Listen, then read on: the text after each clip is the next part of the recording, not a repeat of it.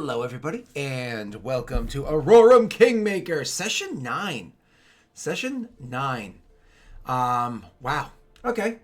Tesh did a 14-hour stream yesterday. He might be joining us later on today. As of right now, I know he's sleeping, and he needs that sleep because he just did a 14-hour stream, so I don't think that's what he planned on, but hey, listen, sometimes you get excited in the moment, and you just keep going, and you just keep going, and then you're gone.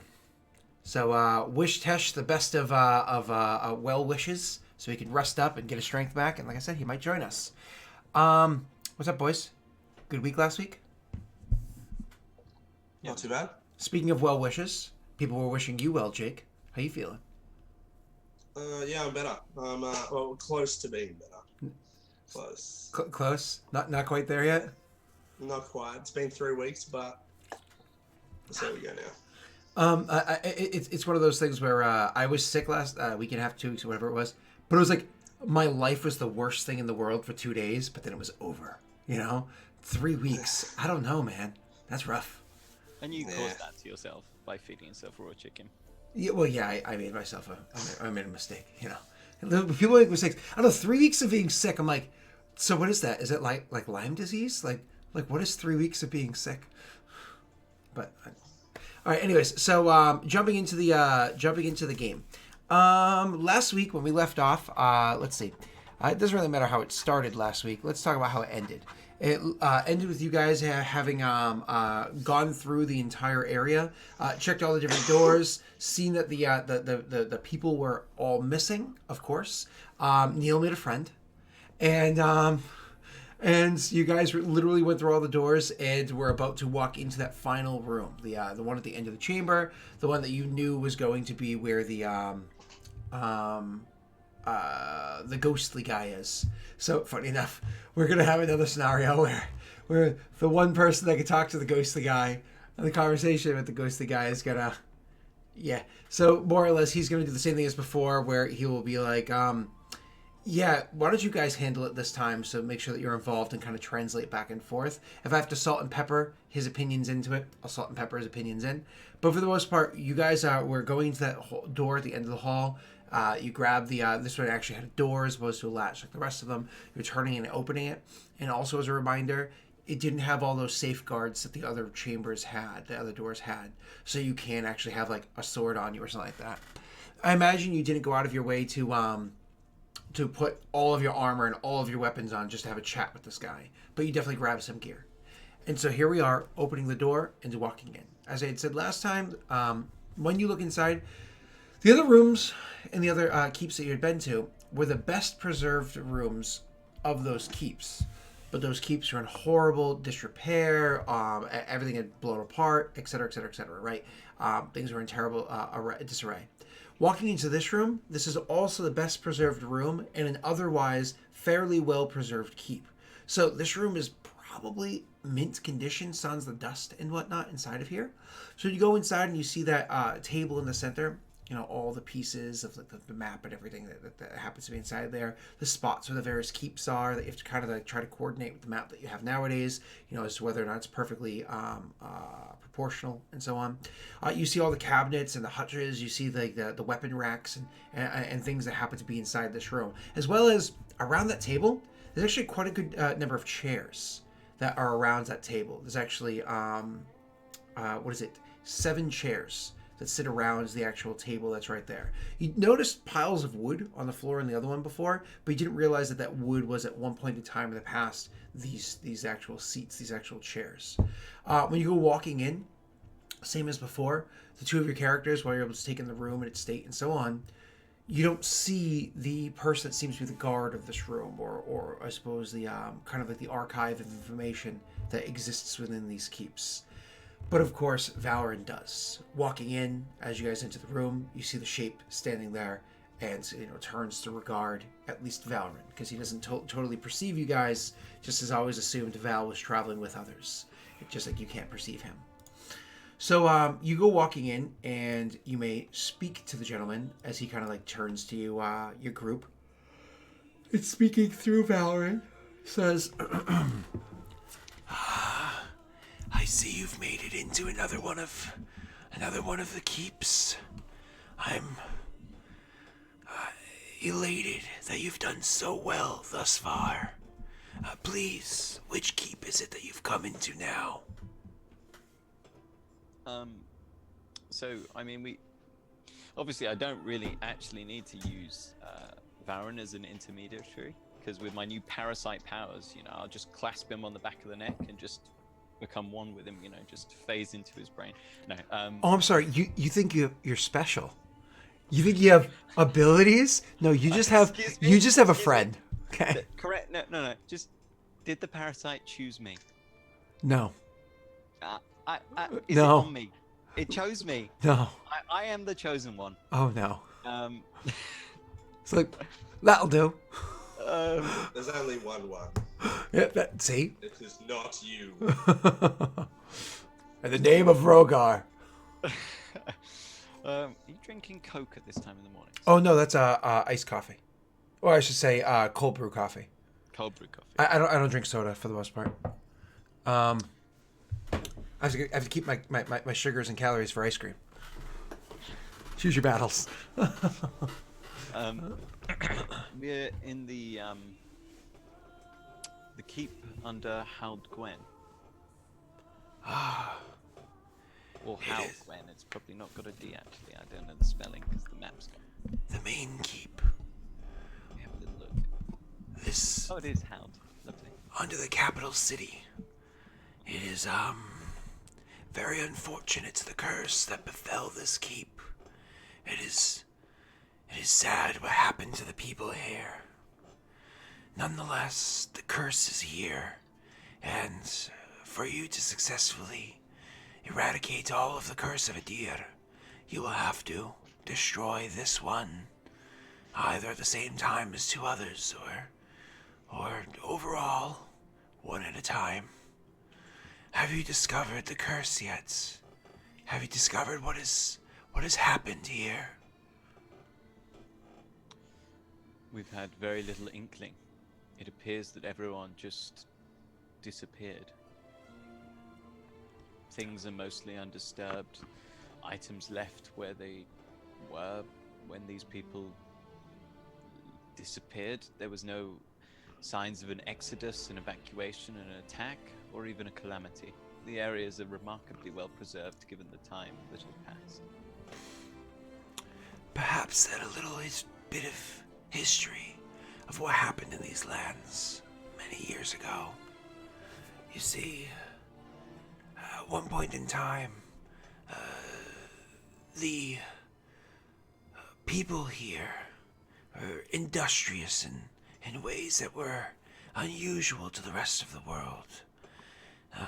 They created all manner of masterpieces, but not works of arts like paintings or even a well-crafted sword, but instead of people. Well-crafted people is what they made here.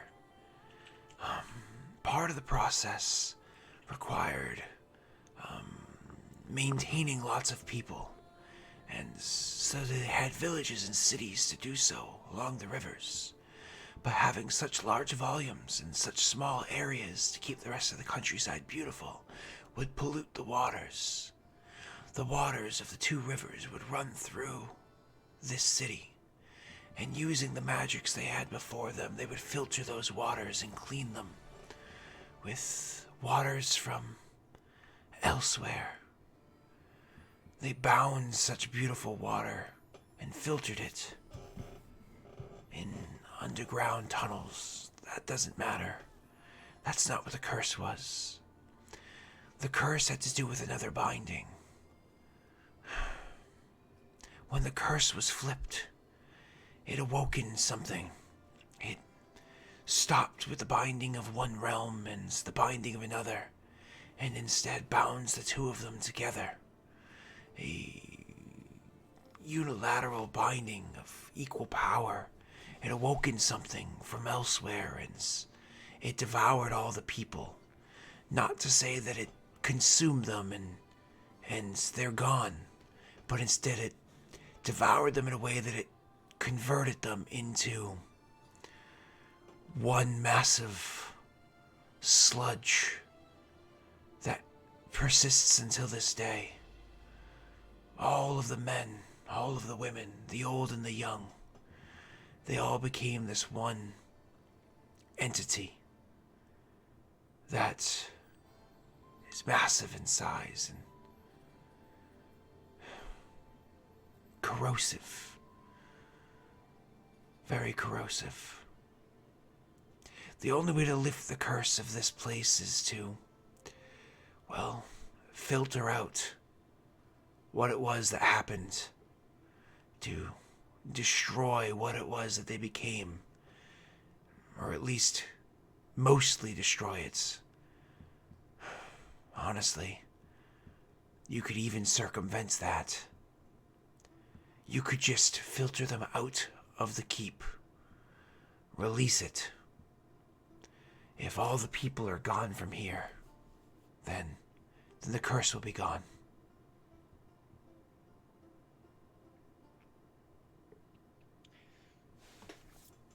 What you're telling me is that this huge puddle of slime is actually the bodies, the mass of every living creature that was in here. Yes. And you're suggesting that we could simply release it into the world. Is this entity held together by magic? What do you mean by that?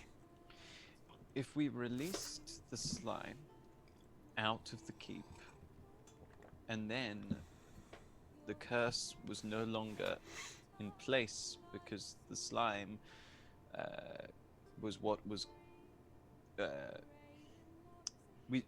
was the body of the curse. However, when you remove the body of the curse no longer exists. And therefore, if the curse no longer exists, the body of the curse can no longer exist.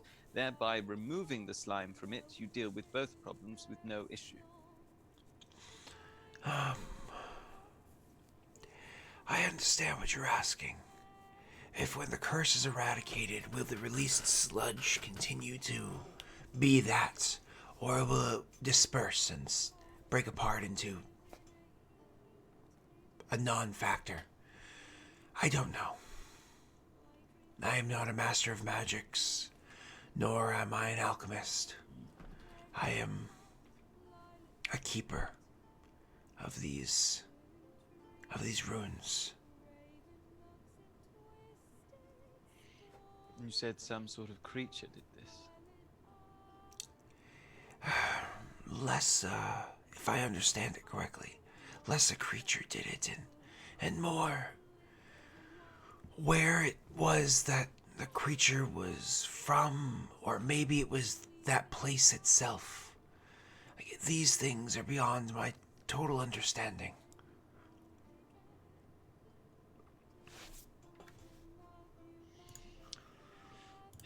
Excellent. So we can break the curse in this area by releasing a slime that could potentially kill more people. However, the curse regenerates, correct? After a month, if we do not break the others. So after a month, the slime would inexplicably or inexorably be drawn back here. That is as far as I understand the way that all the curses work, but perhaps this one works differently. Maybe it would reform, maybe it would return, maybe a new one would be created, or maybe that doesn't quite apply to this curse.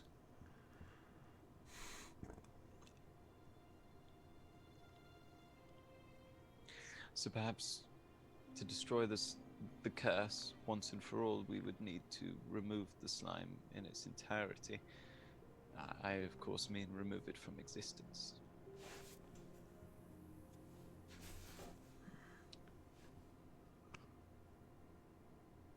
We know that the mole here worked with elementals and para-elementals.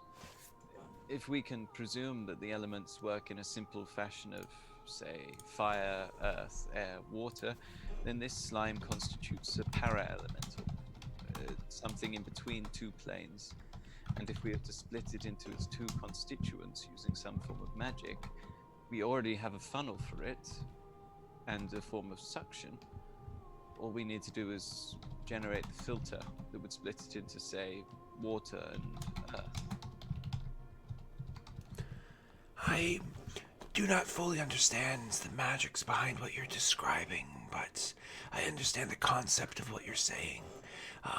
Sludge could be made out of refuse and water, but if you separate the refuse from the water, then you have two separate things.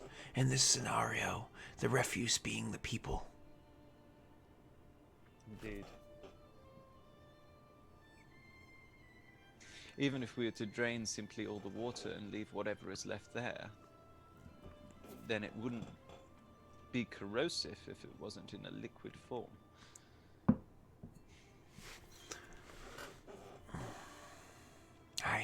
I do not know if this would work.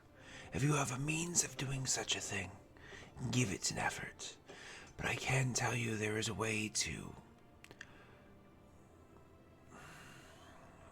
remove it from the area. Perhaps you've already explored. Yes, there is a long tunnel which leads to outside of the keep, and some form of crystal that's capable of generating both suction and force.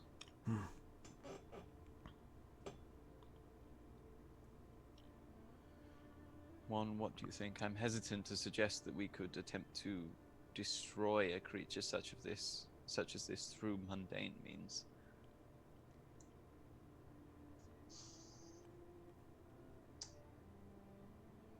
I think this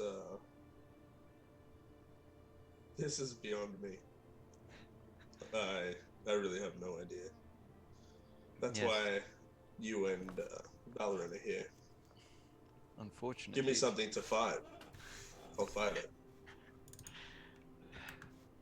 very pragmatic at least. Unfortunately, it's beyond me as well. At this point, it's all theory.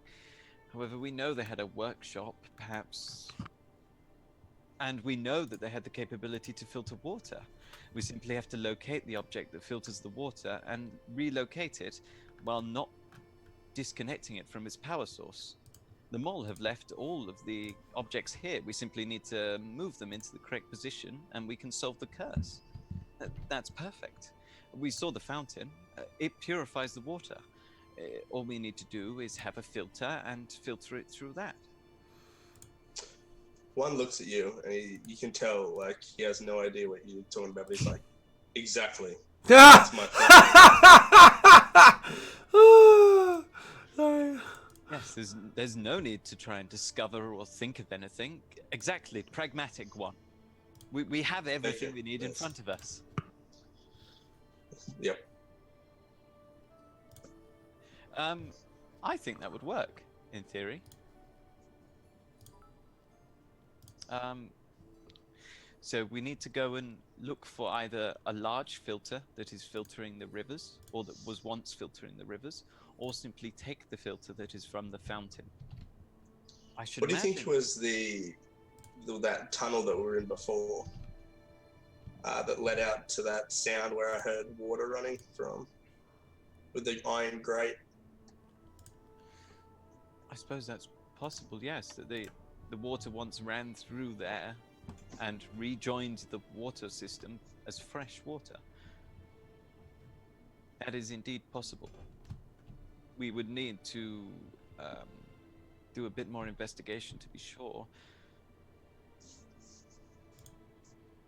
I think it's worth a look myself. Yeah.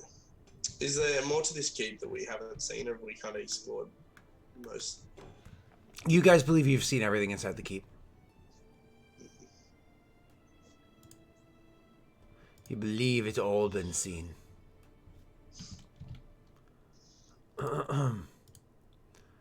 Well, if you have a method for how it is you want to do this, you're welcome to do so. I just encourage that the sooner, of course, the better, for the sake of finally bringing this curse to its ends. Valorant will, of course, chime in as well. Valorant will say that, kind of echoing something you have already said beforehand, Neil, will be along the lines of, well, if the thing was made by the curse, the sludge, it is possible that if we just you know, let the at the same time that we break the curse is when we let it free. Letting it free being what does so. It is possible that it will break apart because whatever it is was the curse, right? Much like the tree, like before. So if we just ends the curse at the same time, that it wouldn't become a concern. Of course, we don't want to just have like massive sludges roaming around the countryside, but it would potentially take care of itself. I agree with you. In which case, we can simply use the filter from the fountain to filter out the water, the sludge that remains. We can throw that out, and it will break the curse. And that way we remove any risk alongside breaking the curse instantaneously. I mean, sounds like a good plan. Honestly, Valorant's a little excited because like you guys have talked about before a bunch of times that 3 of the curses need to be lifted simultaneously, and this seems like the physically and danger-wise the easiest one out of all of them. And he's kind of getting the idea like, ooh, maybe this is the one that's for me, because it requires very little actual work. Turn wheel, got it. All right. So, anyways, you guys have any other questions that you want to ask to this unnamed kind of keeper of the area? The last few times we've been in these rooms, you've shown us stashes of loot, usually after the fact when they would have been useful. Is there anything you think might be wise to tell us now? So Valorant, of course, conveys that over to him, and he's like, yes. And I suppose of all the rooms, this one has the most within it. This room has got a considerable amount of stuff inside of here because of the state that it's in. If you would like, feel free to look into the cupboards and see what you find.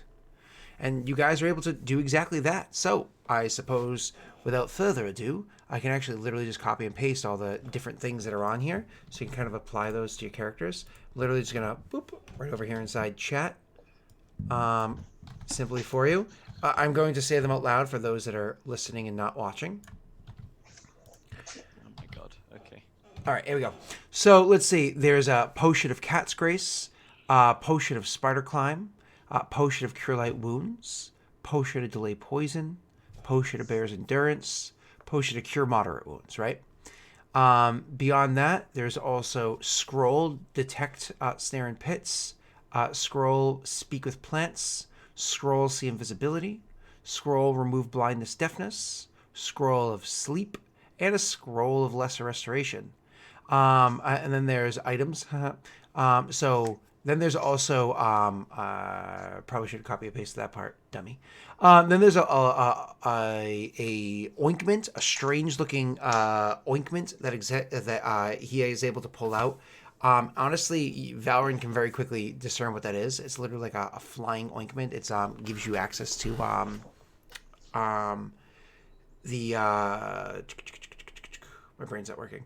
It gives you access to the now my brain's not working for exactly what spell it is. I want to say it's Overland Flight. I'm almost positive it's Overland Flight. And it is. So it's the spell Overland Flight. So more or less you can rub it on somebody. And then you can fly like incredible distances, which is really nice. Then there's some pipes that pop up. Val has to actually figure out what that does. And then there's a large, and this is actually one of the most interesting things that pop up. It's actually a large gem. This large gem is has all it's scintillating colors, like it's all different colors all over it, kind of like different changing blues, reds, greens, very rainbow patterned colors that are on there. Even as you pick it up, as like an internal glow, not like bright, but just enough to let you see that there's like a warm glow on the inside. One of those things where you can like really feel like there's energy coming from within this crystal itself. Let's see. Valorant should be able to pretty easily identify those items. Let me look him up really quickly. Where are you, Val? It's gonna make what is it, spellcraft for him? So spellcraft for Val. Yep, he is definitely identifies the pipes, and now we're gonna do the crystal. Oof. Well, so that crystal, you have no idea what it is. The pipes are what you call pipes of sounding, just so you know. When a player, so you have to have the perform skill with wind instruments. None of you guys have that, but if you did, it allows you to more or less cast the spell Ghost Sound, which is nifty, right? So anyways, the only thing your characters don't know what they are is because of your read magic and his really good ability to identify potions. The only thing you don't know what it is the crystal. It's a large gem that's like scintillating colors and whatnot coming off of it. The symbol P up. Does that mean it's higher level? Yeah. That's just because I actually literally have a. I can show it to you guys. Hold on. That just displays onto stream as well. So let me eliminate that. This is literally just a handout that I put together when I'm rolling for the items that come from patrons on Patreon. And so it's kind of like where a lot of the stuff has been coming from, not all of it. And so that's just my way of differentiating between if you're giving a regular potion because of one tier on Patreon or better potions or better scrolls from another tier on Patreon. That's all. All right, so moving on. So you go looking through the hutches and everything. Those are the potions, the scrolls, the items and whatnot that you find. But you also happen to find something else of value there as well. You also happen to find a battle axe, masterworked in quality, which is really nice. So over on the weapon stance, so there's a battle axe that's masterwork in quality and a short sword that's masterwork in quality. The other weapons that are over there are a few more weapons just kind of like sitting on the weapon rack, but they don't have that higher tier, that higher echelon of quality on them.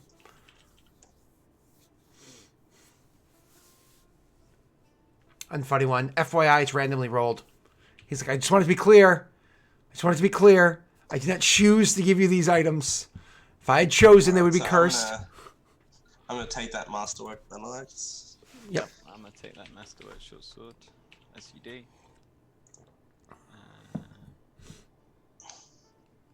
Oh yeah, everything's. Ugh. So it's +1 on both things, right? Correct. No, just masterwork's just +1 to hit, isn't it? What was that?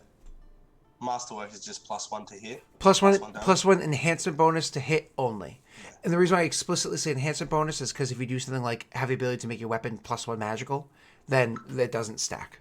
Yeah. Cool.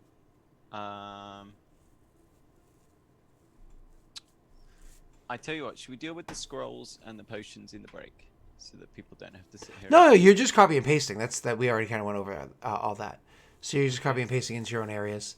So after you gather up the stuff and whatnot, we need to split it up, my dude. Oh, that's fine. You can do that in the break. That's fine. So for now, it's just written there so you guys can see it. So when you guys sit in there, same as every other time beforehand, when you're looking at the map, you're welcome to make a knowledge geography or a knowledge local check to try to discern where and what is what and where.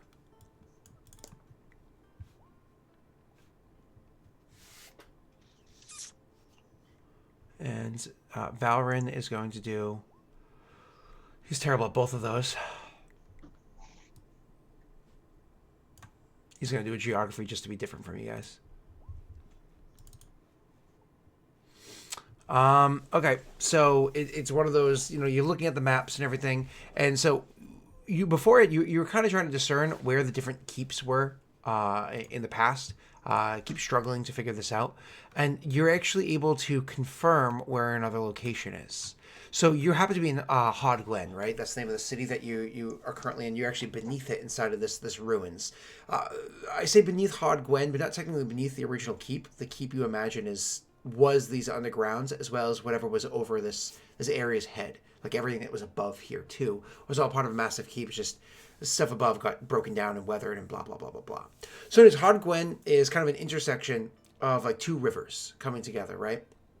Or you could say one river splitting, whatever direction you're looking at, it doesn't really matter. But you are able to confirm that if you're in Hod Glen and you travel north along the river, you have obviously know where Rid is. You guys had been there prior. That's where you were like, wow, this place is really boring. You're actually able to confirm if you continue traveling north of Rid and just stay along the river and go and go and go for as long as you can actually find out that there is another keep just the northern tip of this. Confirming where a fourth keep actually is, or I should say a fifth keep, because you've traveled to 3. What's his name? Valorant has walked by one before, confirming where a fifth keep actually is. To answer a question actually over in chat, if you guys are looking for details of the characters, if you're on cell phone or if you're on PC, if you're on PC, if you scroll down, I actually just recently put on a new cool little panel that shows the characters' names, races, classes, levels, so on and so forth. On phone, I know you can navigate to that, which is a little funky to like where all the links or whatever are, but there's a panel there that'll show you those details. So you're able to confirm where a fifth keep is. You could, of course, inquire to the guy. That's the key. The guy and everything here. So able to confirm where a fifth keep is. Correct. That's the one that is if you travel along the river straight north to the edge. Yeah. Okay. Cool.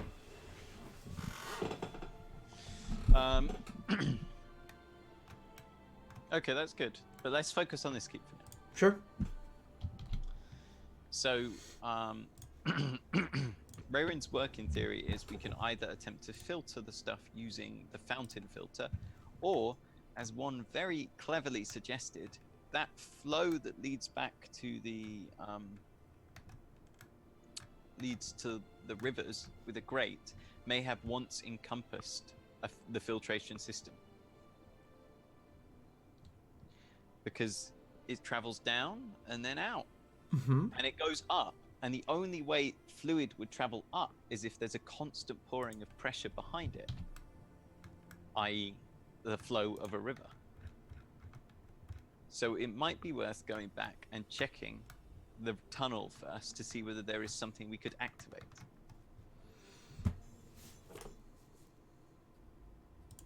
Valorant just kind of like agrees. Yep.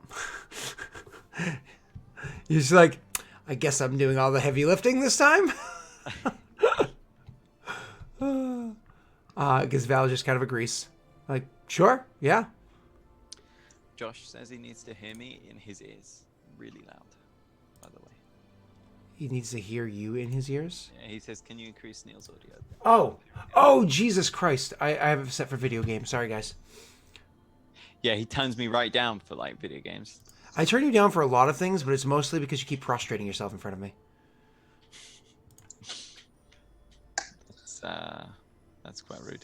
Yeah, I know. Alright, so we need Valorant by the door so we don't get locked in there. Yeah, I think so. He thinks that's the perfect job for me. See you for another couple hours, mate. Bye. All right.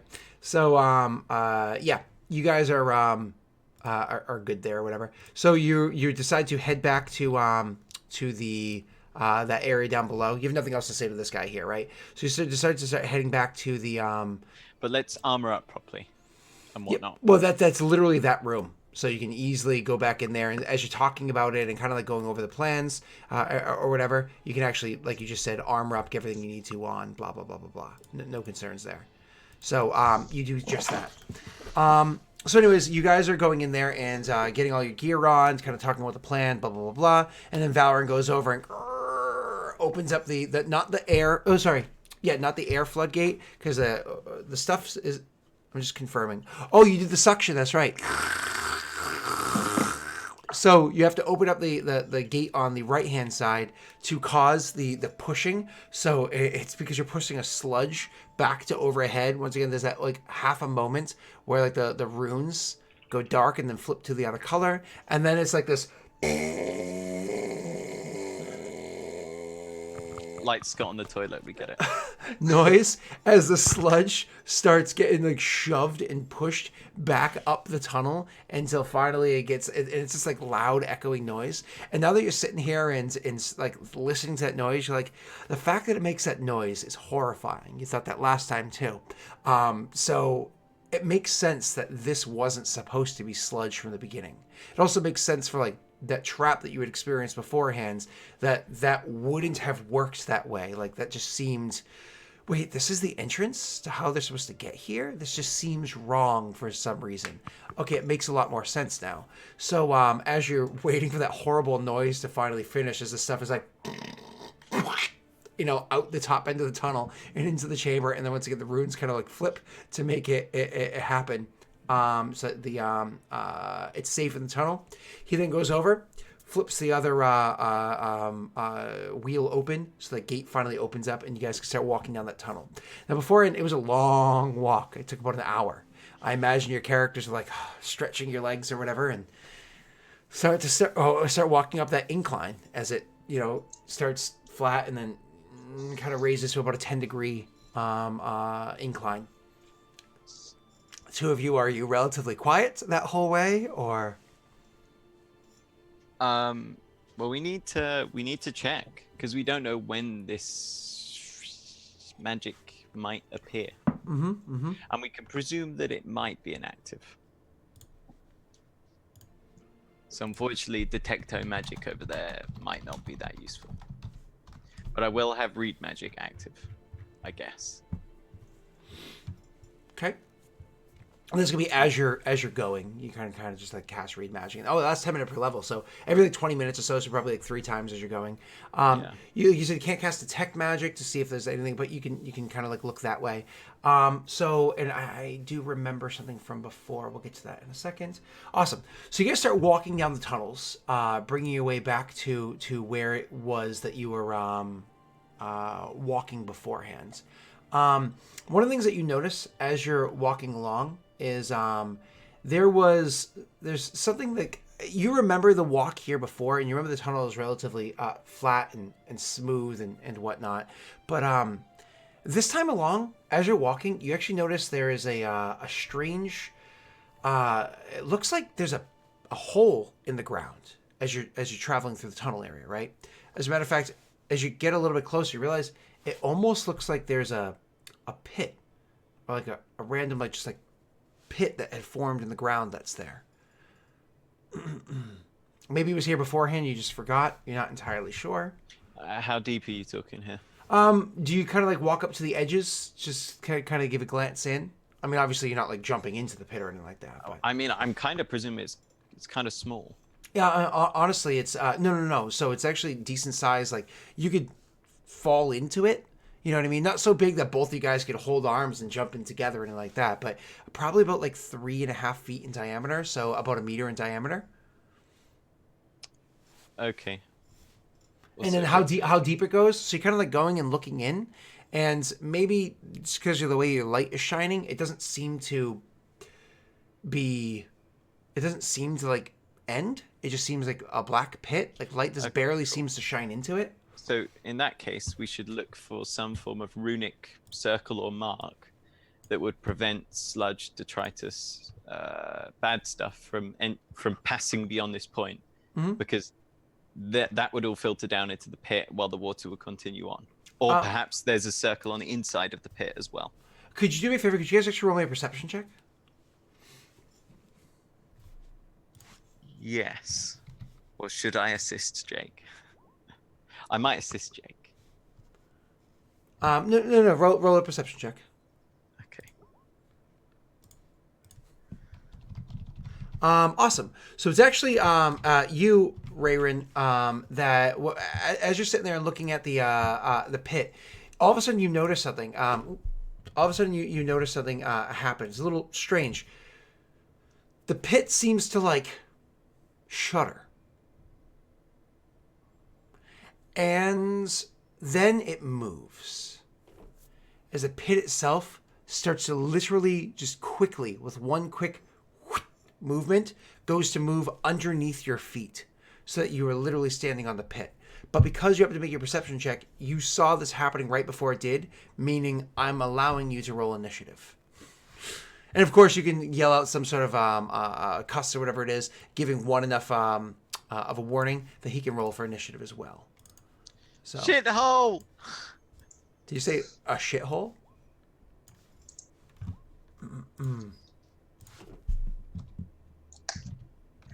No. It's okay, 1. The heavy guns always fire last. Okay, and rolling its initiative. One, did you roll initiative? Did you click your token first or no? Bad one. No. Bad one. Forgot. I rolled absolutely horrible. That's funny. All right, let me fix that for you, sir. What did you say? An 8? Yeah. Where overlay are you on? You're in this overlay. Object 1 and add turn, and you have an 8. Descending. Cool. Go back over here real quick. All right, cool. I just need to get back to where was I? Okay. All right, there we go. So, you guys have your turn order. Rayrin, the thing literally starts to shudder and starts to move towards you. The pits, the little hole in the ground, starts to move to being under your feet. It is your turn, sir. What do you do? Obviously, I move away from it. Okay. Take a couple steps back. One's kind of like right there behind you, but you can easily just move out of the way. Mm-hmm.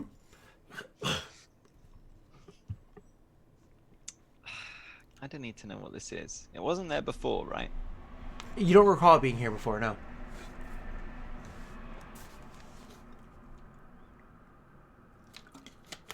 And it seems infinite on the inside. It seems to be so. It's really strange.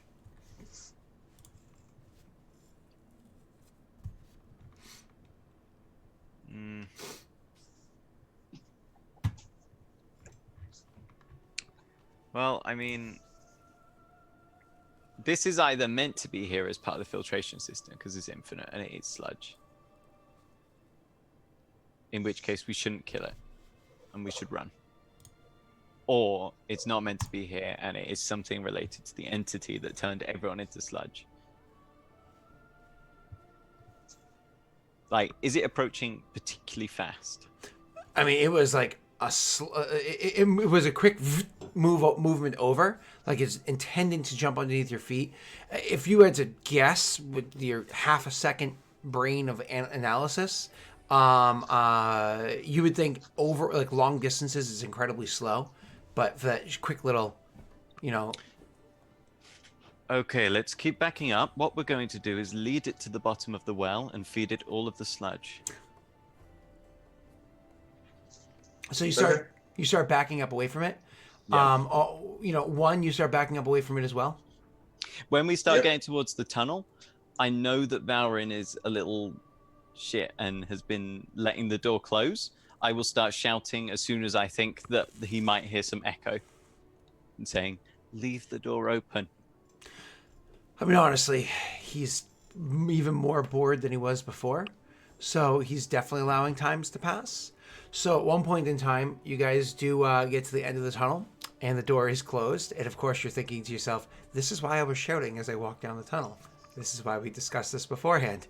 What in God's name is he doing? Why is he not paying attention? And I get to make that happen. Ha ha ha ha ha, Neil. So, So as you're like running down the tunnel and whatnot, and you see the doors closed, you're like, shit. Well, this thing's not moving particularly fast. It's actually moving very slow. So it takes a long time for you to turn back around and head back that way. A long time. So the thing is, once you get down to the end of the tunnel, and it's kind of like still following you, and there's no way to go any further, you guys start maybe freaking out a little bit, banging on the door, kind of like preparing for what the hell is this thing? Why is it here? As it finally approaches, it's actually going to, when it's still about a good 10 feet away from you guys, not quite up to you yet, all of a sudden it's going to, part of it is going to literally rise out of itself, like a black tendril, out of this actual pit here. And it's going to reach out at probably the one that's closest to it. I'm going to guess 1. I'm just going to guess 1 is the one that's like nearby because, we like Jake. And so let's make his life miserable. Let's attack him. Yeah, the guy who never rolls more than like a 4. Yeah, that's the guy that you're supposed to attack, right? Yeah. Because this is like loose initiative right now. No, we're gonna work with what we had there. So it's just you guys kept spending your turns running, right? So it reaches out and it actually grabs at you, Jake. And all of a sudden, this tentacle comes out and it lashes at you. Ends up hitting you. Sorry, Jake. For 6 points of damage. Oh. As the tentacle comes and tries it, and as it tries to wrap around you, and you're like swatting it away, and it's this heavy bludgeoning force that's like crushing against you, trying to get a grip, but it keeps like smashing you as you keep trying to fight it off. Then finally, it does get around one of your arms and starts like grabbing and crushing your arm, as you can feel it literally pulling you in. You feel? Yeah, I was gonna say, like, because obviously we've been waiting here for a moment. Can I like use the aid action to assist with this grapple check? Because you kind of like saw it coming. I mean, your turn is literally going to be. So the grapple check that's transpiring first is the creature's grapple check. Your turn is next, in which case then you can choose to aid if you'd like. Okay. So to see whether or not it actually pulls you in, I have to. What's your CMB, sir? Sorry, CMD. CMD is 16. Let's see if I beat that. Actually, I got a 14 total. But because I rolled 4 dice at once, my one after that is a natty 20. So you missed a natty 20 by 1. So I got a 14 total. So as it grabs onto you, it starts trying to pull you in, tries to pull you towards its actual pit. Unfortunately, it's not successfully able to do so. You're still about 10 feet away from the pit itself. Ray, when it's your turn, you can do what you'd like.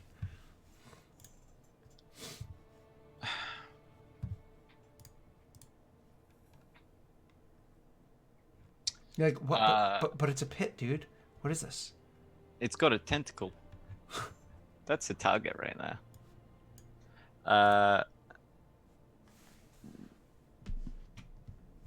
Rayron will step forward next to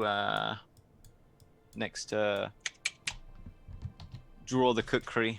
It glints with a blue light for a moment. Let me just. Oof. Goodbye, sweet arcane pool. That's got us. Okay. Well, let's hope this hits. It probably won't. It hits pleasantly. Yeah, look at that. Just missed my crit range. And that will be a schwung, and I can spell strike as part of this. Isn't it nice to roll a 17 and be like, wow, it's so close? Yeah, right. I agree. I can spell strike as part of this. Yep. But what can I apply? Sorry, I'm just gonna have to read it 1 sec. Deliver touch spells. Yeah, what's a touch spell? Does acid splash count? It's range touch. It is a range touch. So that's fine. Yeah. Okay. I'm pretty sure. That's how it works. I can always double check. Let me roll the. Yeah, I'll have to read it properly again. But let me roll the damage and then the acid splash damage. That's swell damage actually. That's really good. 7 points of damage. I'm liking it. And then yeah, I mean, I guess he can't move anymore. He just drops down into like a defensive crouch with the kukri in front of him, ready to slash any tentacles while cursing Valren under his breath. One tiny detail though. You notice that as you slash with the kukri, there's no question the kukri cuts into this thing, actually severs much of the, you want to call it tendon, sinew, just matter, goop, ooze, sludge, whatever you want to call it, that the tentacle is made out of. You're able to sever much of that, even though you can literally see it kind of like reforming itself. Not necessarily that it's healing, just that it is amorphous, so it's able to kind of like reconjoin itself. You know what I mean? However, when you drop the acid onto the thing, the acid didn't even really sizzle and bubble any more than the fact that it was exposed to air. It didn't seem to be consuming any of whatever's beneath it. Yep, as expected. Which is perfect, because that confirms the theory that you feed it the sludge monster and hey ho, job done. Okay, so that is the whatchamacallit. That was your turn. It's now one's turn. One, it has your arm, but it doesn't necessarily mean that. So your arm is like grappled. You're technically grappled, but you don't have. So apply the condition to your character sheet. But it Did it hasn't fail pulled its you in. grapple check? No, it succeeded to grab hold of you. It just failed to pull you in. Yeah. Okay. Yep. It auto grapples. Yeah. But I did slash its tentacle arm.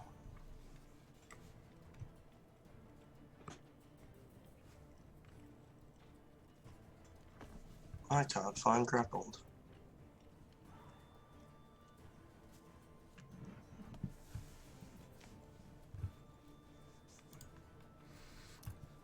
While he's looking that up, to answer your question on Funny One. Yeah. First Yeah, round. I got it. To answer your question Sweet. on Funny One, if you imagine most monsters have an AC of say like a 13 or 14, yeah, that second attack roll is very likely to confirm, at least at lower levels. So probably a good chance of critical hitting. But you're not wrong in the mechanics. You ready, Jake? All right. So I don't know. I'd like to break the grapple. Sure. You wanna? I don't know if I can do that by attacking the tentacle that is on, like, holding me. And technically speaking, it's you get to use your attack action to either CMB or attack. So you can attack the creature that's holding you, or you can try to CMB to get out. The thematics of how you get out we can handle after we see if you succeed or fail. Well, yeah, I'd try and break the grapple Sure. so I don't get pulled in. All right, so what am I rolling? Just a CMB. CMB. Oof, not very good. Okay. Don't get eaten, please. Mm. Yeah. So might wanna luck that one. that grapple check, that -2, so it's actually a 9, not a 7, because that -2 that they're applying for you for grapple condition doesn't apply to except those made to escape grapple, right? So just making sure you know this. It's actually a 9, not a 7. Do you want to do anything to that roll there, sir? Yeah, I will try and luck it, and we'll see how we go. Okay. Oh, 10. I'd like to go. I think I might just go. I think I'm done. Oh, that's so sad. So you're like, No, I can imagine you're literally trying to pull this thing, and you're literally just like pulling at it with all of your might. Sort of, it's got your arms, just grab your wrist of your other arm, and you're trying to like pull it back this way. Unfortunately, you are pulling against nothing. It's like pulling. It's like you have a rope tied around a brick wall, and you're trying to pull it down. You know what I mean? Like, sure, it can be done, but not with one dude. Probably need a lot more than that. And so this thing is just a force that you cannot rip against. It probably actually causes it to tighten its grip against you. First thing it's going to do is it's going to make a CMB against you again. Where are you? D20. Luckily for you, you have a high CMB. Yeah, but now it's reduced. Damn it! I got a 12 total.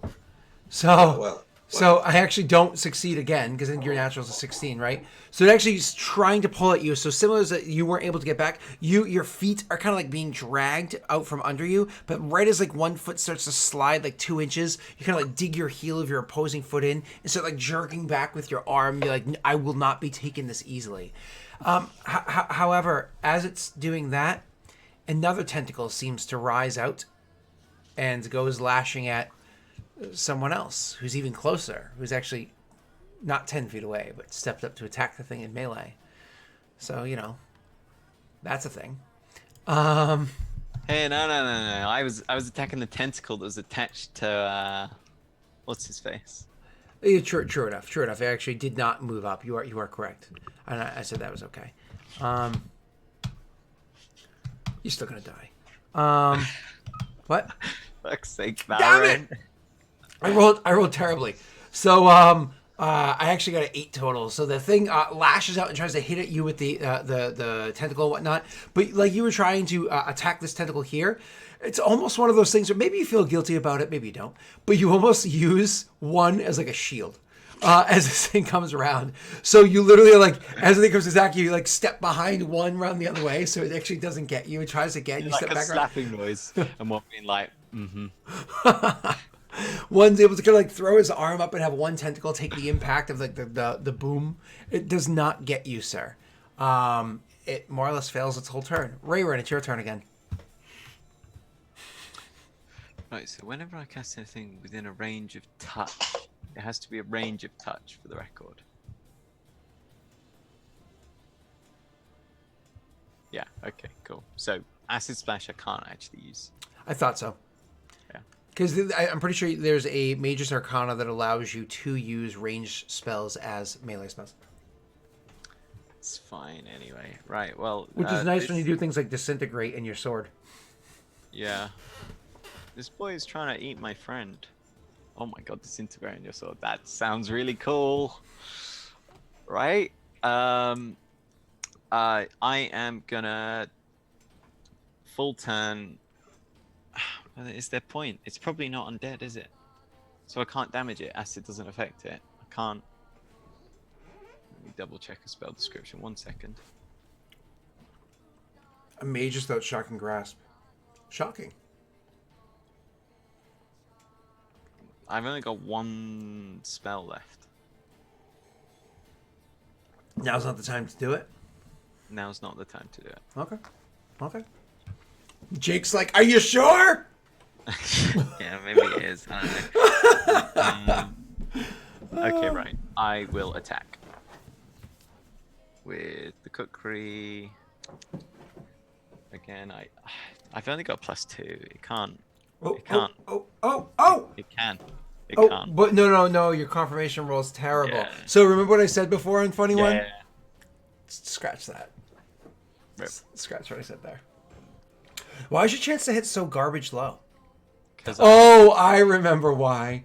Because you're gripping your weapon slightly strangely. You're kind of like holding it differently as you're... Why don't you describe what's happening? Because your character is particularly good at combat.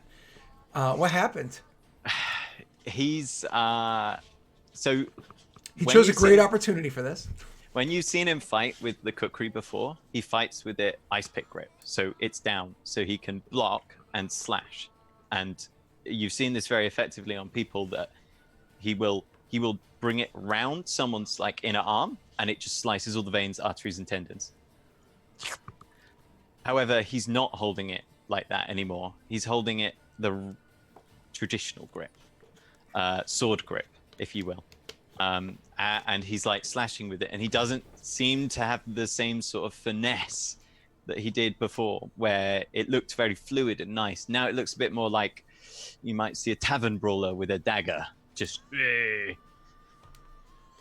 That was a great time to start learning to grip your weapon differently. Great time. Would I notice that he's fighting differently? Because we've fought together a few times now, and one's all about fighting. If you don't notice it in this moment, I imagine after combat, you're like, wait a second. Like, you might notice it right now, though. Sure. You are the perceptive one. It's still 4 damage. That's not bad. It's not bad. I would have only got an extra 2. Sure, if you say so. Unless you cast a spell onto it, and that got critical as well. What was the spell you cast onto it? I can't. I don't have any appropriate spells. Oh, really? Oh, that's rough. Okay, so 4 points of damage. Cool. 1, it's your turn. What do you do? Need a better level 0 spell, please. I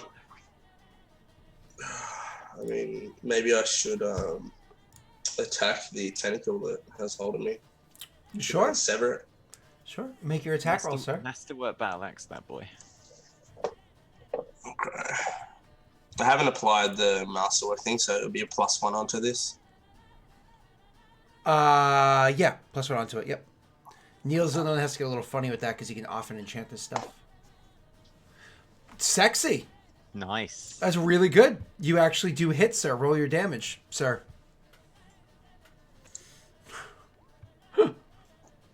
Oh, chat says being funny. 5. That's a 32 damage though. That is insane when you crit. What the hell? If and when. When? If. I mean, you could have just rolled luck on it, and then it brought it up to that crit range. That's exactly how it works. Honestly, it's a D8 that you roll. You could have theoretically done a ton more than that, right? But so anyways, so you get the thing, and you're like hacking away at the arm, trying to sever the arm. the tentacle, sorry, and you do, again, same as before, you're like doing damage, but almost like as it's being like the cinders are being cut, whatever this pit is made out of is kind of like pulsing up more of itself to kind of like seal it up so that the tentacle doesn't actually break its grip on you. But you're definitely harming this thing. Whatever the hell it is, you're harming it. I know it's not fair because Tesh isn't here, but I'm gonna murder Valrin. It moves forward. Is that an incorporeal thing? No. It just seems to be made out of like sludge or goop or sludge, something strange, just pitch black in color. It moves up 5 feet, meaning that behind you is a door that's shut, and in front of you immediately is now this thing. If it moves up again, you're standing on whatever this pit is. That is its turn. Oh, no. Sorry, that was your turn. So like I said, on its turn, it moves up 5 feet. It's going to make its grapple attempt against you. It might just pull you in right now, sir. I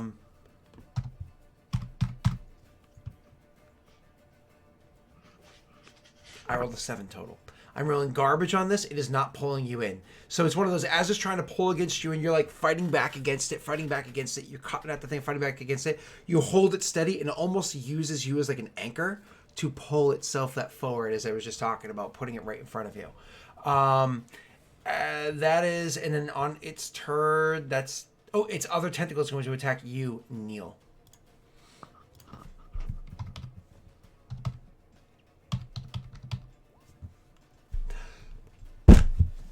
$16 total chance to hit. I believe your AC is a 17.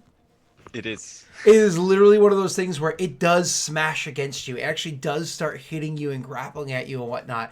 But somehow you're just barely able to stay out of the way. Maybe it's the fact that if you had the downward, the ice pick style of holding, you would have had to be a little bit more engaged, a little bit closer. But because you happen to have it flipped out, you can kind of like keep it a bit more arm's reach. And so you're just barely able to stay out of the way of the attack. So close. All right, it is now your turn, Rayron. Goddamn Valrin not opening the door. I want some boiled eggs. I'm jealous of your boiled egg goodness.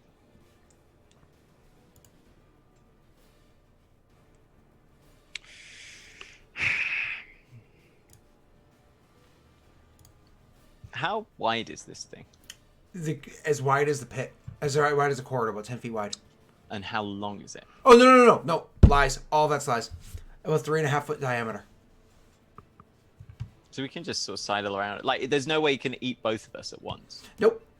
In fact, if I just spread my legs to the widest, it can pummel my balls with its tentacles, but it can't actually... Probably just grab them and rip them in.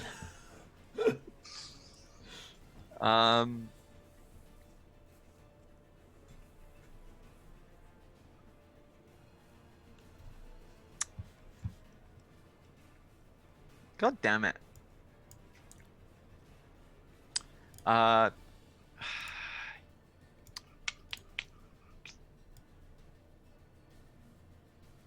Yeah, I guess I'll just attack it again, because right now it's...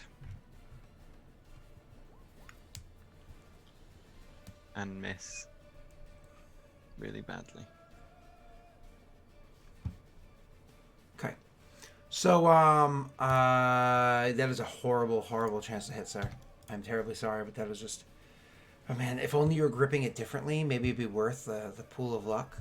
Maybe. I don't know, it seems to be sludgy. It's moving kind of slowly. Maybe. Maybe its AC is super low. You fought a creature before his AC was like a 4. Maybe. He's baiting me! How many pull of looks? I am a master baiter. There's 5 dice left. I don't think it's really worth it, is it, Jake? For a 4. There's 5 dice left. Scott seems too happy about it. And we didn't activate the daddy's dice pool yet. I was going to activate it after this session. He's tempting me. Sorry, man. Maybe you should save them for all those times that daddy's dice start coming to play. Yeah, let's save them. All right, cool. After that, it's going to be One's turn. Now, One, I won't lie. I got called out in chat. Totally didn't notice it because I had my screen a little bit further over than where I usually have it. You actually felt the blessing of the martyr coming towards you. It's probably Vroga giving you, a bit of vigor in this battle. That's right. Moments beforehand. Could you do me a favor? Could you actually roll me that D8 plus 5 for your temporary health points? Rogar wants you to be the breaker of chains or tentacles.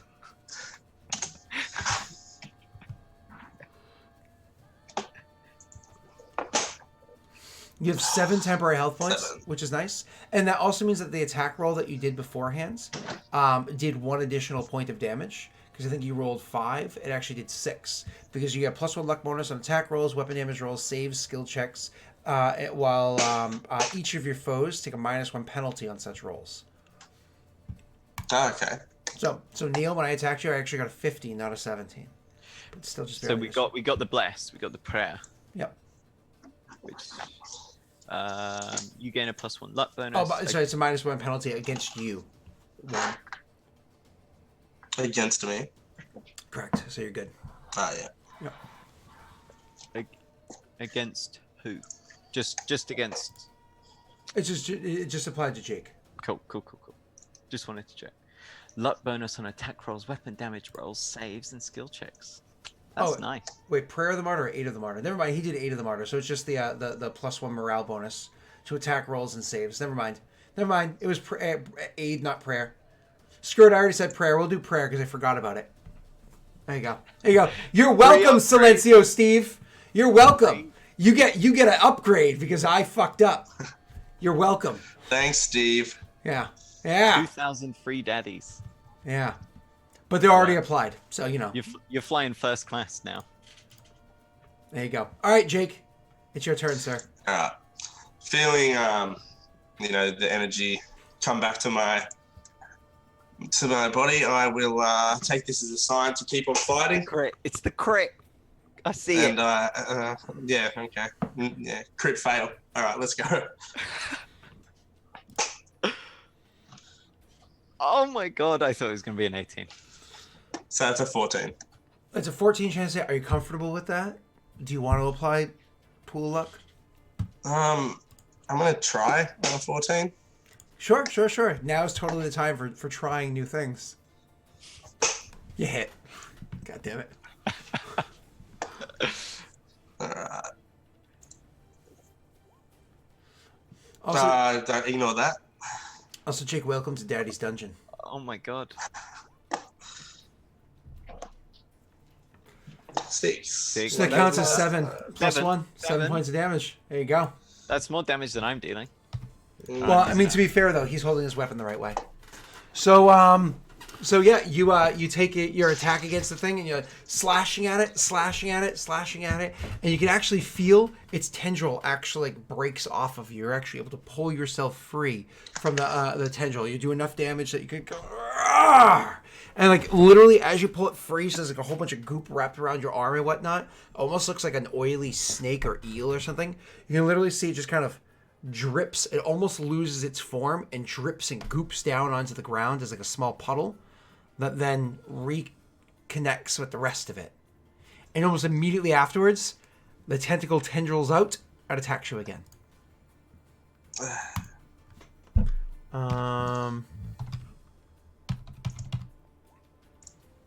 44. Nice. Oh, shit. That's a hit. Yeah. Where are you?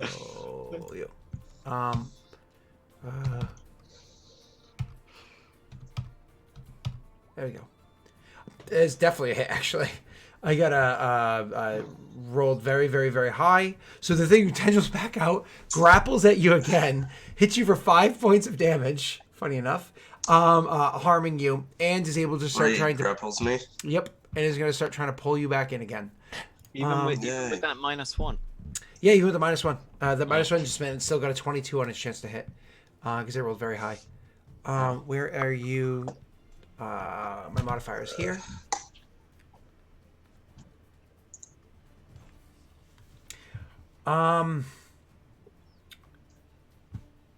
Well, sort of things get a little funny, Jake. It pulls you And finally, like you're it's almost like you were relieved for a moment when you broke it free. So the tendril comes back out and grapples at you again and it wraps itself around your arm. You didn't expect it to come back so quickly. So it does this hard jerk motion to pull you in. It catches you off and you start stumbling forward, literally pulling you over itself. Roll me a reflex save.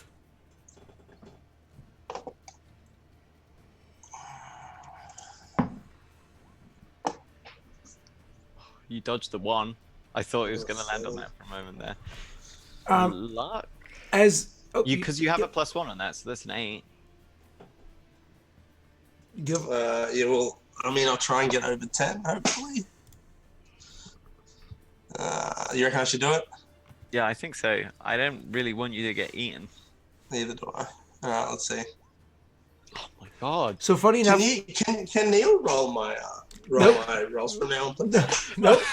So how it works? Nope. So Neil has to control all the my Roll20 connection's not working, please. Somebody help me out. No, Jake, do you want to hear the really bad news? No. So, I don't know if you recall, but just to make sure that the mechanics applied appropriately, Twitch Chat Pool of Luck is literally a quote-unquote luck bonus to your roll. And Prayer of the Martyr applies a luck bonus to your roll. A 1 and a 1 does not stack. I'm going to read the fine print. The fine print, it's funny, the fine print, if you actually don't read the fine print, but you kind of like just look at the paragraph itself, allow your eyes to lose focus. You see this right here, buddy. You see this right here. It's kind of... sorry. No. It's daddy dice. So it pulls you over towards itself, and you try to like spread your legs wide, similar to straddle the thing, similar to how it was said beforehand, and you do straddle your legs wide for just a moment. And then a small little baby tendril comes out and swoops out one of your ankles. And it starts pulling you into its pit. Where it stands right now, you are literally arms caught, elbows out, because it's only 3.5 feet wide. Elbows out, caught inside the pit. Literally, most of your torso, everything beneath you is dangling. You cannot see Ray. When you look in, you don't see them dangling anywhere. You see him being pulled down. He's clearly in the ground. Behind this goopy thing where it was before, there was solid ground. So this is moving forward. Where you see him now, it makes no sense for this thing that's effectively flat on the ground for his whole body to be like stuck inside of whatever this is. But he's clearly got his legs dangling. Jake, you can feel your legs kicking into open air down below. But there's nothing beneath you. It just doesn't make sense. And you're just barely holding on. So I just look at Rayron right in the eye, and I'm just like, "Fly, you fools!" And then I thought, You had to do it. Let's roll a new character. No, Ray, it's your turn.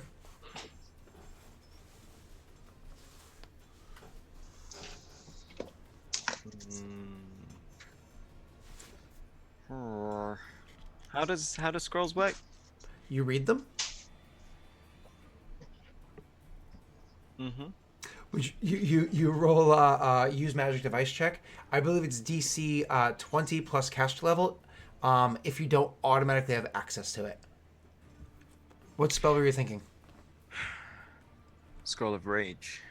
Is that a first level spell on your spell list? You're a magus? I think a 3 on the wizard one. Hold on. Magus spell list. Let's see. Rage is not on your spell list. Oh shit. So what list is it on? Is it on wizard? Wizard 3. Wizard 3rd level spell? Mm. What's your intelligence score? Like a +2. Okay, so you're 14 or higher? +3. Okay, so you're very smart. That's fine. You just need to make a DC 23 use magic device check. DC 23. Mm-hmm. What's your modifier? +4. Well, odds are totally in your favor. And what would it be if I wanted to try and help one out? On your action, you can make a CMB. CMB. Total of 1. Oh, my apologies. No, on your action, you just say, I'm going to aid another, and he just takes benefit of your aid. My apologies. What is the benefit, though? +2 to his, if he's trying to climb out. That check, pretty much any check he makes, he's going to get a +2. Ah! It's such a difficult roll, a DC 23. So there's a really cool feat called, like, Swift Aid, I think it is. It allows you to aid another as, like, a swift action, which is, like, so cool. Yeah, that is useful. Yeah, I'm just going to take the aid action. Okay. Jake, he put the dice in your hands. Because, you know. Bad idea. It is. I believe the 20 it's been coming all of this time. Mm-hmm. The more you talk about it, I swear, the more they're just like are gonna line up for you. That's his trick, actually. Jake, it is your turn, sir. What are you gonna do here, buddy? Well, I'm gonna let go and just fall. No, I'm not. I'm gonna try and climb it. He's like, I spend my turn aiding you. He's like, well, does that mean you jump in after me? All right. Well, yeah. So we'll see how this goes. I'm still grappled, I assume. Correct. Okay. So I have I'm getting a +2 from. So the grapple aid. cancels out, yeah. And I have a +1. what is it? A +1 from. Yeah. All right. Well, CMB is it that I'm rolling? What was that? I'm sorry. CMB. If you're trying to break the grapple or whatever, absolutely. Okay. Sweet. Okay. What the hell is Valorant doing? Open the goddamn door. Hold on, I got you. Ooh, that's a good roll. That's 20. Yeah, yep. That's actually a 19 because you don't apply the -2. You get another +1, 20. You broke the grapple. So even though this thing is literally your chest deep down inside whatever this is, you're able to kind of like kick your legs and wrench your body enough that you can break the grapple. Sir, roll me a climb check to try to get back out. Am I still aiding on this? You are, so technically it was 22, but we didn't want you to feel important. Like, it's not about you, Neil. No. Neil, I mean it's not about you. I It's mean it's for the Neil. climb. Neil. I mean for Neil. the climb. Neil. This is his moment. He rolled well. Stop being like, yeah, but I'm involved, right? Hey, I'll take the assistance, please. Oh! Called it. From now on, all you need to do to roll well is have Neil aid another. Yeah. He takes Losing the luck. Oh, he's literally siphoning the luck over. Oh my god, that's amazing. So what you do is like it's one of those things where you're going down, like I said, you're wrenching and jerking yourself about, and it's almost like the tendrils don't care about you anymore because they're just gonna kind of like and eat you. You're already in the mouth. He just needs to finish swallowing that chip or whatever, right? So so you wrench free enough, and then you grab your axe and you slam it onto the ground in front of you, and you just start like pulling yourself up by the handle and by the head of the axe, and pulling yourself up out of the ground. And then you have what's his face back there goes to grab you by the fanny and give you like a attaboy as you come climbing out of the tunnel.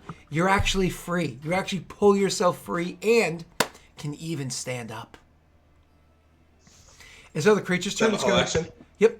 It's the creature's turn. It's going to attack you again. Yeah, I figured it would. Yeah. You know. It does have a -1 though. It does. It has that -1. Mm-hmm. Jake, it hits you. Oh wait, no. Oh, something got screwed up here because my damage is wrong. Let me have to re-roll. I have to re-roll everything. I screwed something up. That. And I'm no longer grappled either, so it's an 18 AC. Oh, it actually misses because I re-rolled the whole thing. Because it did 1 damage. It's impossible because it has a plus. So it actually is going to reach out and attack at you, but it's like as it's like trying to attack at you from behind and grab hold of your leg, it's like literally as it starts to wrap around your ankle, you're able to whip around with your axe and just chop it off right at like the tip of the tentacle itself. So it once again is not able to do so, allowing it to kind of like drip to the ground again and start sludging back over into the to rejoin itself. Now, I imagine when you pulled yourself out, you actually pulled yourself on the opposite side. So the one side of the tunnel is a door, then Neil, then it, then you. So it tries. Wouldn't I be on the same side as Neil as he was helping me? It's up to you. You rolled a 20, so you can do whatever you want. Yeah, I'm gonna be on the same side as Neil. Cool. It then moves forward, putting itself into the same square into the same area as you guys. As for which one it goes for, though, why don't we just 50-50? What do you say? Why don't you guys both roll a, say, D100, and whoever rolls lower gets attacked.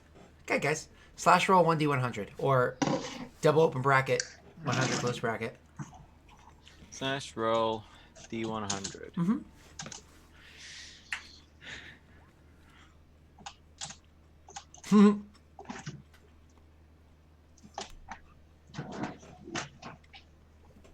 Wow, you actually beat Neil. Good job. Neil, it goes for you. Make me a reflex saving throw. I've got too many things open. I'm getting FPS lag in Roll20. What a game. Would you like to pool of luck that? You don't have the blessing on the martyr on you, the prayer of the martyr on you. Technically, Yeah. prayer is supposed to be for the entire party, but we're just putting it on Jake, because, you know. I feel like looking at might be useful. I know we're burning through them, but Scott refuses to have this useless boy open the door. Hold on. I got you. I got you, fam. Yeah, no, use luck. I think you've rigged Yeah, I think so as the well. pool of luck. Yeah, look, I'm hovering over it. It says roll 1D1. That's a lie? That's a lie? Sit in a throne of lies. So anyways, it tries to, it moves literally into your area, and you weren't expecting that. You're so focused on, one's backside, getting him out of the pool, that it slides under you, and you just like slip and you start to fall in yourself. Literally, now you're down there in the same spot that you were, that he was. Down as well. But you're not as far as deep into it as he was. Like he was like elbows, chest down, so on and so forth. You've like slipped and fallen in. You've got like one of your legs is fully inside there. Part of your other leg. But kind of like 3-point out of it. Like one hand outside of the pit, like an arm outside of the pit, and your foot like right on the edge of the pit, like holding yourself up as one leg is dangling. Now you get to experience it. You're freely dangling your leg into what should be hard ground, which is mind-boggling. Right after that happens, you're like, ah! As you're like cursing your own luck here.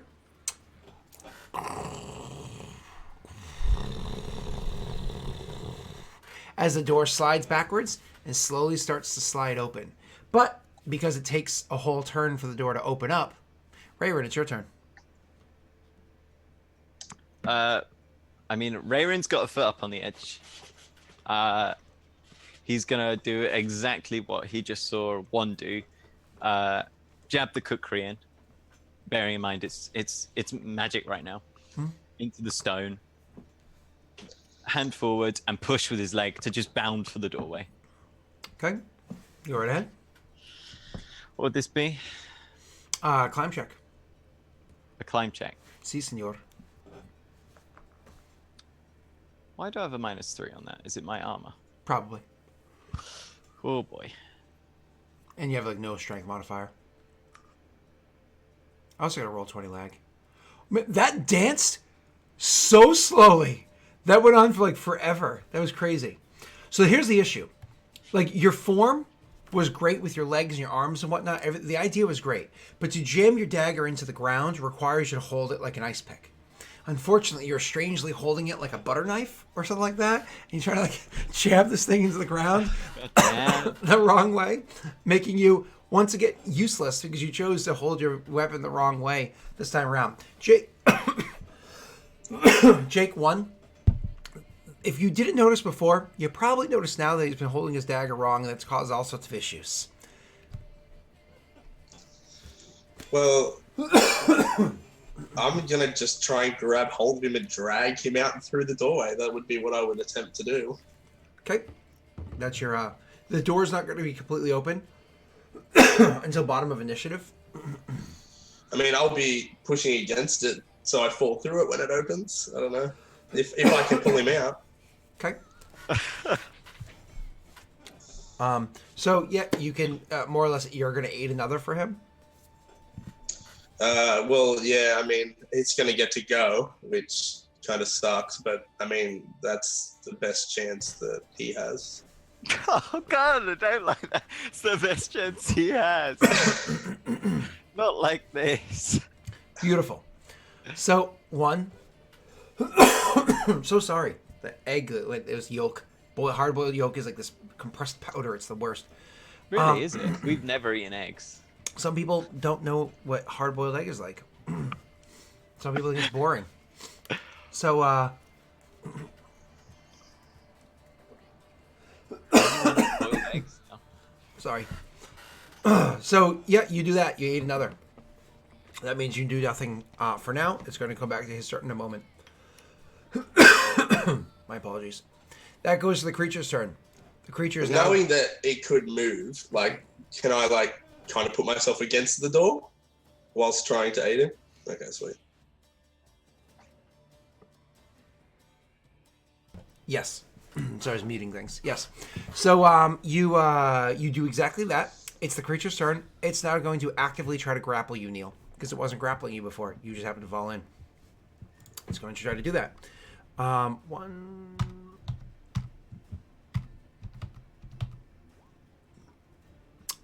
Oh, it hits. It gets a 24 on its attack roll, sir. It definitely hits you, sir.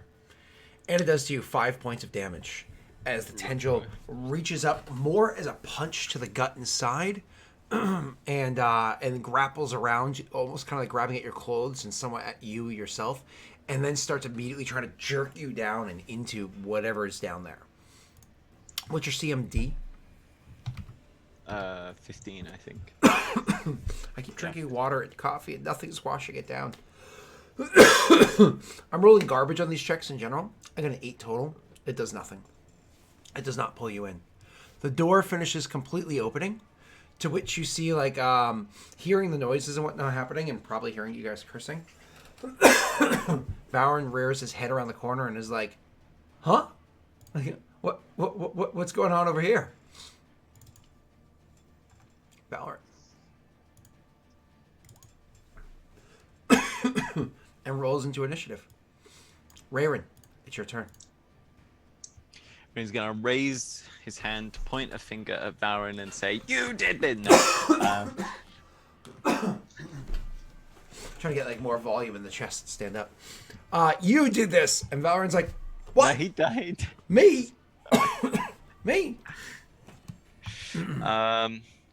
God damn. God damn it! We're gonna take a break right now. I gotta go drink tons of water. It's just getting worse. I can feel like sludging down my chest. It's punishment for the session. This is what Scott gets. This is how Scott gets pneumonia, guys. He's just aspirated in front of everyone on a dry piece of food. We'll be right back. Maybe Shh, put you on stop a soft talking. diet, We're going. Scott.